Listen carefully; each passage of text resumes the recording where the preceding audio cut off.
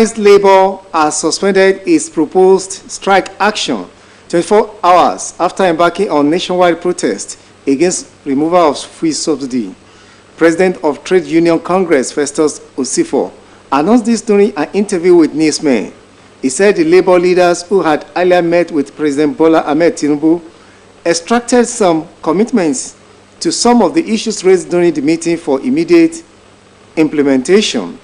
The labor leaders in a statement described the meeting with the president as fruitful, saying they would await the implementation of the agreement with the government. It will be recalled that the Nigerian Labour Congress and Trade Union Congress led some workers and civil society organizations in a protest against the rising cost of living and the delay by the government in giving succor to workers affected by the removal of petrol subsidy. United Nations Children's Fund has said the transformation of education by the federal government and 36 states is critical to secure the future of 10 million out-of-school children. According to the fund, educational commitments reflect the pledges to improve learning outcomes as demonstrated by the UN Secretary General's Transformation Education Summit in New York. Unveiling the children's educational needs at the Foundation Literacy and Numeracy Seminar in Maiduguri, Borno State, UNICEF Chief of Field Office, Northeast, Pong Nguye, said educational commitments are critical for Nigeria, particularly in the Northeast, as there are fast and unique education needs of children affected by the 14-year conflict. She noted that the seminar, funded by the European Union, was to strengthen learning outcomes in accelerating skills development by implementing cash transfer programs. Pong added that the transformation of education in the Northeast included the dedication of special statutory funds to universal basic education and other special programs. She lamented the 1.6 million out-of-school children in Borno, Adamawa, and Yobe states, as 72% of those in school cannot read a simple text after completing their primary education. Nigeria has cut power supply from the Republic of Niger as sanctions against the neighboring country increases. ECOWAS led by Nigerian President Bola Tinubu decided on sanctions against the military personnel in Niger who toppled President-elect Mohamed Bazoum last week. In addition to a one-week ultimatum to restore constitutional order and the suspension of financial transactions with Niger, ECOWAS decreed the freezing of all service transactions, including energy transactions. It was gathered that the move is in line with the sanctions decided by ECOWAS. However, industry experts called for caution and advised that the federal government should be diplomatic in handling the matter, as Niger Electricity Company is under contract with a power firm in Nigeria for the supply of electricity. The Military High Command says it has yet to get directives to begin operations in the Niger Republic. The Defense Headquarters disclosed this while reacting to new reports that the military had begun assembling troops for the military action in Niger.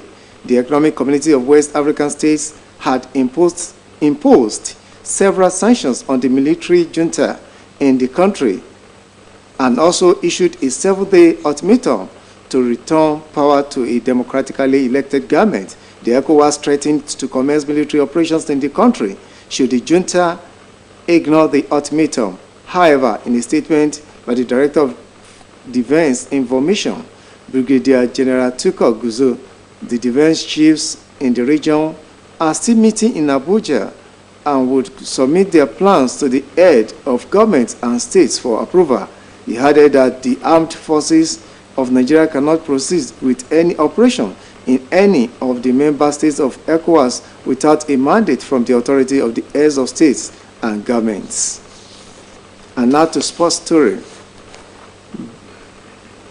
Nigerian women's basketball team, the Tigers, will tip off against 2023 FIBA Women's Afrobasket host Rwanda for a place in the final after they saw off Mozambique in the quarterfinals 59-52 to extend their winning streak in Africa. Mozambique led at the break, but Nigeria eventually turned the tables around, outscoring Mozambique 18-10 in the third quarter to claim the win, with Nigeria trailing by 4 points at halftime. They had to find a way to get back into the game. When the opportunity occurred, Elizabeth Balogun seized the opportunity, helped Nigeria tie the contest at 40-40 before Hami Okonkwo gave the reigning champions a short but solid advantage. Ifnaya Okoro scored from behind the arc to give Nigeria the lead definitely. Mozambique tried to fight back, but they met with a resilient and combative Nigeria. The Tigers needed their heroes more than ever. Hami Okonkwo chipped in 17 points. Elizabeth Balogun contributed 12 points, and Sarah Ogoke finished just 1 point shy from a double digit. Nearly every Nigerian ended the game with at least 2 points to their credit. With this win, Nigerians have extended their winning streak to 22 in Africa, and a message to Rwanda, their opponent in the semi-finals, that they will be tough nuts to crack. And now to foreign story. Niger's coup leader, General Abdurrahman Tiani, has declared that he will not bow down to pressure to reinstate deposed President Mohamed Bazoum, as he described sanctions imposed by West African leaders as illegal. General Tiani, in a televised address, urged his countrymen to get ready to defend their nation. This came on the heels of the threats by Economic Community of West African States as the defense chiefs of the ECOWAS met in neighboring Nigeria to discuss the crisis in Niger. The self-declared leader said the military rejects the sanctions and refuses to give in to any threats wherever they come from. The very rhetoric marks an intensification of Niger's standoff with the 15-nation ECOWAS, which has been struggling to contain a democratic backslide in West Africa in the last 2 years. It will be recalled that military takeovers have happened in member states of Mali, Burkina Faso, and Guinea, and an attempted coup in Guinea-Bissau. That ends the evening news on OSBC TV. Join us at 7 for the major reports. Thanks for watching.